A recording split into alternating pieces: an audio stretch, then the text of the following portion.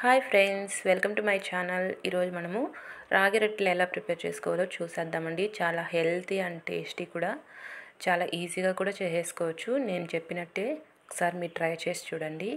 దానికోసం ముందుగా మనము ఒక గిన్నె తీసుకొని ఇందులోకి 2 కప్పుల రాగి పిండిని యాడ్ చేసుకుందాము. టేస్ట్ అయితే చాలా బాగుంటాయి, సాఫ్ట్గా చాలా బాగుంటాయండి, కమ్మగా. ఈ విధంగా 2 కప్పులు రాగి పిండిని యాడ్ చేసి ఇందులోకి సన్నగా కట్ చేసుకున్నటువంటి ఆనియన్స్ యాడ్ చేసుకుందాము. అలాగే సన్నగా కట్ చేసుకున్నటువంటి కరివేపాకు రెమ్మలు కూడా ఇందులో యాడ్ చేసుకోండి. అలాగే సన్నగా కట్ చేసుకున్న కొత్తిమీర రెమ్మలు కూడా యాడ్ చేసుకుందాము. అలాగే సన్నగా కట్ చేసుకున్నటువంటి పచ్చిమిర్చి ముక్కలు కూడా యాడ్ చేసుకుందాము. అలాగే ఇందులోకి ఒక 1/2 టేబుల్ స్పూన్ అంతా జీలకర్ర కూడా యాడ్ చేసుకోండి. అలాగే రుచికి సరిపడా చూసుకొని సాల్ట్ కూడా యాడ్ చేసుకుందాం. ఈ విధంగా యాడ్ చేసుకొని మొత్తం కూడా ఒకసారి కలుపుకోవాలి. కలిపే ముందు ఇందులోకి కొద్దిగా ఆయిల్ కూడా యాడ్ చేసుకుందాం. ఆయిల్ యాడ్ చేసుకోవడం వల్ల టేస్ట్ బాగుంటాయి, చేతికి అతుక్కుపోకుండా కూడా ఉంటుంది పిండి అనేది మనకి. ఈ విధంగా అన్నీ యాడ్ చేసుకొని మొత్తం కూడా కలిసేలాగా ఒకసారి బాగా కలిపేసుకోవాలి.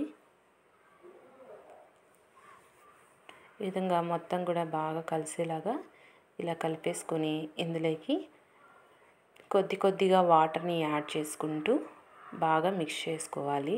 ముద్దలాగా మనం చపాతీ ముద్ద ఎలా మిక్స్ చేసుకుంటామో అలా ముద్దలాగా వచ్చేటట్టు వాటర్ అనేది కొద్దిగా యాడ్ చేసుకుంటూ కలుపుకోండి.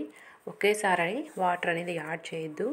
ఒకేసారి యాడ్ చేసేస్తే కనుక మనకి పిండి పలచగా అయిపోతే రొట్టెలు అనేది సరిగ్గా రావండి. అందుకే చూసుకొని కొద్దిగా వాటర్ని యాడ్ చేసుకుంటూ ఈ విధంగా చక్కగా మిక్స్ అయ్యేలాగా మిక్స్ చేసుకోవాలి. చపాతీ ముద్దలాగా మిక్స్ చేసుకోండి. ఇలా కలిపేసుకొని ఒక అర్ధగంట పాటు పక్కన పెట్టేసుకుందాము. ఒక అర్ధగంట తర్వాత చూద్దాము. అర్ధగంట తర్వాత చూస్తే మనకి పిండి అంతా కూడా బాగా నానుంటుంది.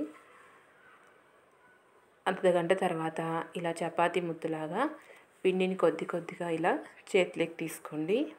మీకు ఏ సైజు రొట్టెలు కావాలో చూసుకొని దాన్ని బట్టి తీసుకొని స్టవ్ మీద పెనం పెట్టుకొని ముందుగా ఆయిల్ అప్లై చేసుకొని దీని మీద మనము తీసుకున్న పిండి ముద్దను పెట్టి చేతితో ఇలా స్ప్రెడ్ చేసుకోండి. ఇలా అయినా చేసుకోవచ్చు, లేదా ఏదైనా ప్లాస్టిక్ కవర్ పైన ఇలా బాగా ప్రెస్ చేసుకొని తర్వాత అది పెనం మీదకి షిఫ్ట్ చేసుకొని యాడ్ చేసుకోండి.